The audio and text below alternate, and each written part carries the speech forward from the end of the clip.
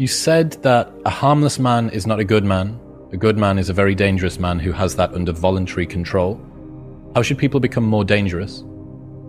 Oh, becoming more articulate is definitely, I would say, that's the primary array of weapons. So, I mean, physical prowess is something, and it's not nothing, that physical confidence that comes along with that as well. But the same thing replicated at the level of the ability to communicate and to think, that's a way broader field of battle and opportunity. So this is one thing that isn't taught well, especially to boys. It's more important to teach it to boys, I would say, because they're more skeptical of such the educational enterprise in general, generally speaking, partly because they're less obedient, partly because they're less agreeable. That's particularly true for disagreeable boys. And agreeable boys get higher grades independent of their IQ and their academic achievement, because they're easier to deal with. So what do you tell disagreeable boys? There's nothing that makes you more formidable than verbal competence, than being able to articulate, be able to think, to marshal your arguments, right? It's a battlefield metaphor. Get everything in order. Get all your information straight, to marshal your forces. And so, I mean, that's part of the reason that rap artists are so popular, especially among disaffected young men, black and white alike, because they're unbelievably articulate. Like, they have this incredible verbal prowess. It's unbelievably attractive, and it's associated with genuine artistic and redemptive activity, often focusing on something that's approximately the voice of the underclass, let's say, but a powerful voice, right? And it's interesting to see how many young white guys identify with that. Was it Aldous Huxley that wrote Doors of Perception? Yeah. Yeah, so this is kind of an equivalent of that, right? That you have a experience which many people struggle to articulate. You take the best of us, the one that has the most precise, most articulate, erudite language. You drop them in and you say, okay, show us what you've learned. This is the equivalent, but for just a different community, a different sort of life, that maybe you don't have the ability to describe what it feels like to live on a council estate in Manchester or in, one of the neighborhoods of Brooklyn or whatever it might be. And then this person can.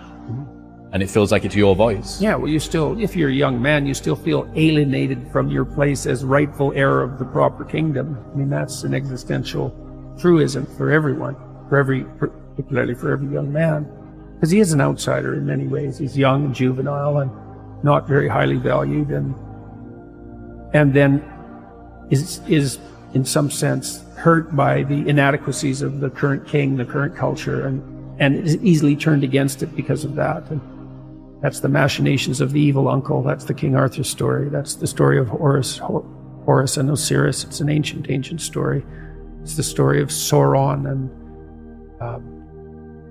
it's there all the time. And you see in rap music, in hip hop, all of that alienation being given an articulated voice in an artistic sense. And that's a good example of the power of verbal facility. And that's the route to, let's say, marketing education to young men. It's like, you want to take your rightful place in the kingdom? It's like, get your tongue straight, man.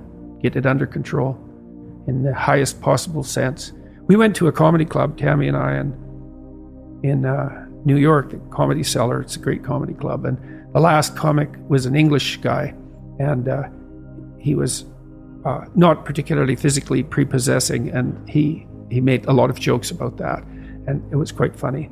And then he divided the audience into 5 sections, and he asked each section to toss up a topic, just to yell out a topic. And they were like random topics like the Kennedy assassination and electric lighting before 1890. Those were 2 of the topics, and the other 3 were just as diverse. And then he put on some beats, and he did about an 8-minute rap with every verse rhymed, and he tied the whole thing together at the end and ended at the end of the music, all spontaneously. It was unbelievable. And that's logos, man. That's the redemptive power of the logos right there. The magic word, the sacred word. It's just manifesting itself on stage. There's something very impressive. Something about that does feel dangerous as well.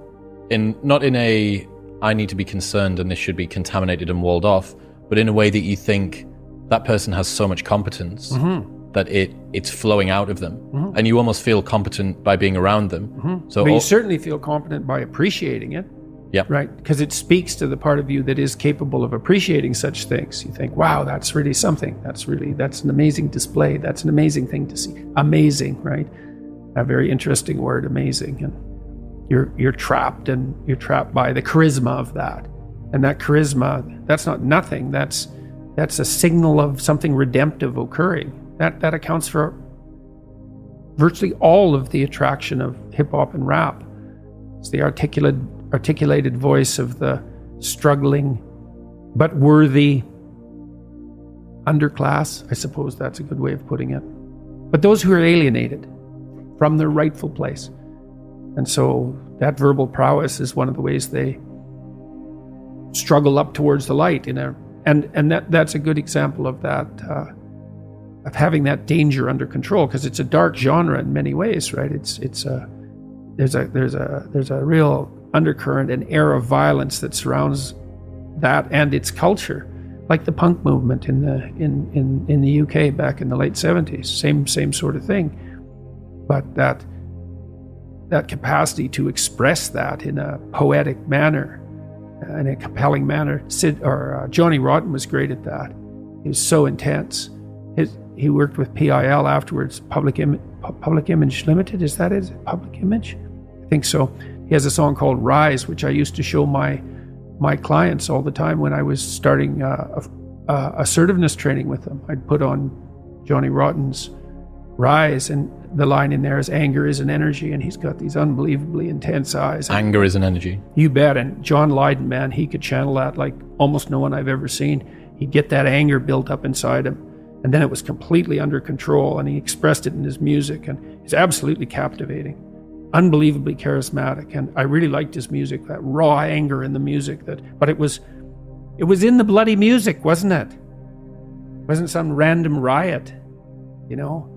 He transmuted that into something, you know. You can argue about the poetic merits of punk rock, although I don't think you should. I mean, I Did It My Way, Sid Vicious's version of I Did It My Way. My God, that's a work of genius. That it's so brilliantly satirical. What someone's doing is they're refining it, they're distilling it down, and then they're directing it. So I went to a powerlifting competition a couple of years ago. There was this one guy there lifting. He holds a bunch of records in the squat. And he's a normal working class guy from a normal working class town on the outskirts of Newcastle.